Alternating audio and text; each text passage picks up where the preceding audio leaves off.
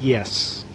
Hi, this is Chris from GrowQuest, and I'm doing a delivery down here in the Yorba Linda, Anaheim Hills area. And I have a citrus salad tree here. It was grown by Durling Nursery. Durling's the longest producer of the citrus salad trees. Our other producers now. And you can see it's got some really crazy growth on it.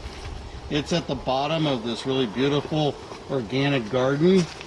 So there's lots of nitrogen that's come into the soil naturally, and it's also getting the moisture on the down end of the slope. So it's got all this growth. You haven't thrown very much like synthetic fertilizer on here. No, it's all organic. Yeah, so it's just the nitrogen that's coming through the soil, the result of all the organic matter breaking down from the compost. And so you can't have a really nice tree naturally, but in this case it got going a little too good. So it has a lot of damp, contorted leaves on here. This is from aphids getting on the foliage early in the season, and then it also has our very famous citrus leaf miner pest that causes additional curling on it. So we're going to give it a nice good haircut. Because it's a citrus salad tree, some parts of it got a little crazier than others. So give it a moment. We're going to bring it down to a size and get going here. This one is a honey mandarin, Valencia orange, bear's lime, Washington navel salad tree. Unfortunately, it's mostly Valencia orange at the moment, and not a lot of honey mandarin or the other fruits. It's lemon. There's a Meyer lemon. Looks like. Well, we'll go with a little bit until we get in here.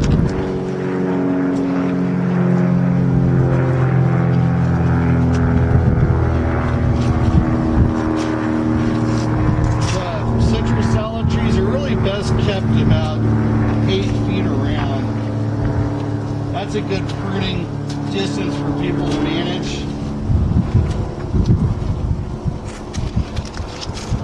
We're going to cut out most of this citrus leaf miner damage and get the tree to where it has nice new growth.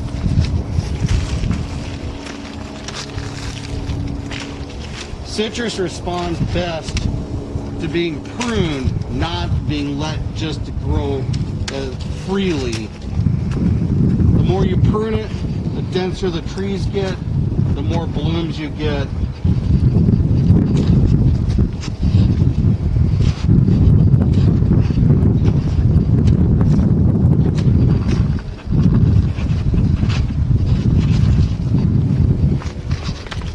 If you let your trees get much bigger than 8 feet, odds are you're not going to be able to prune them very easily.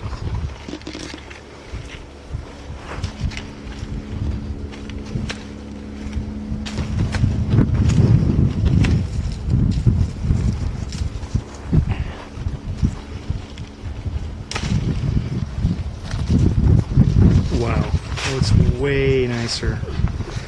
Yeah, not only is it a nicer tree, but it's quickly becoming a more healthy tree. It hasn't produced a lot of fruit, and I was wondering why. Well, that I can't know for sure. I mean, obviously the foliage is really good, and it does have some fruit on it.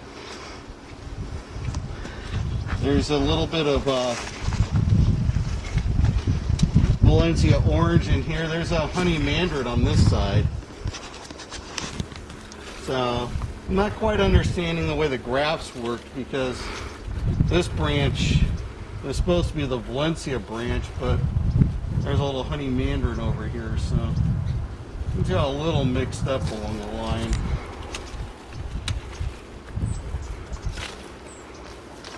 But our winter's approaching, and this citrus will go into bloom then. You want to keep the branches away from the other plants where the snails will climb up. Wow. and the thorny stuff away from where you'd be walking, which is definitely the bear's lime.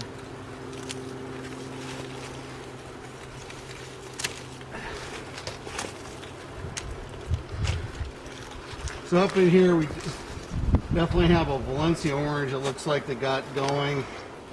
Hasn't really matured out. Some honey Mandarin fruit.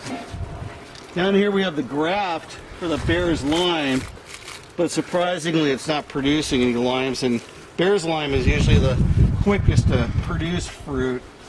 There are a lot of ants. It produced a lot last year. Oh, okay. There are a lot of ants in here, and that's usually the sign of scale.